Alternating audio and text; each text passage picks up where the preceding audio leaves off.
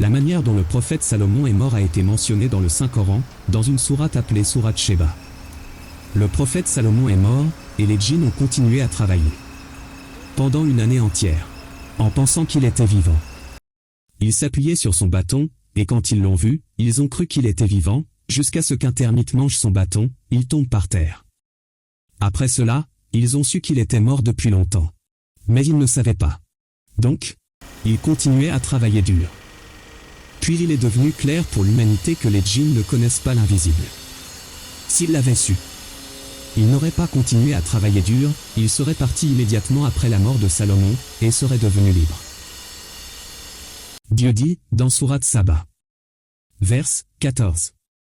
Lorsque nous avons décidé la mort de Salomon, les djinns ne se rendirent compte de son décès, qu'en voyant la termite ronger son sceptre. Lorsque Salomon s'affaissa, ils réalisèrent leur ignorance. S'ils connaissaient le mystère de l'invisible, ils ne seraient pas restés aussi longtemps soumis à un supplice humiliant.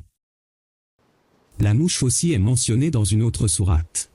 Le verset montre l'un des miracles du Saint-Coran. L'étudiant des mouches, les experts ont découvert que lorsque cet insecte mange quelque chose, il le transforme en une autre substance qui convient à son estomac.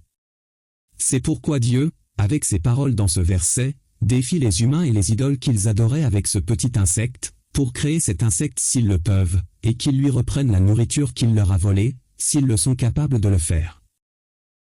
Dieu dit, dans sourate Al-Hajj, vers 73. Ô vous humains! Une parabole vous est proposée. Écoutez-la, ceux que vous invoquez en dehors d'Allah, sont incapables de créer un simple moucheron, même s'ils réunissaient leurs efforts pour le faire.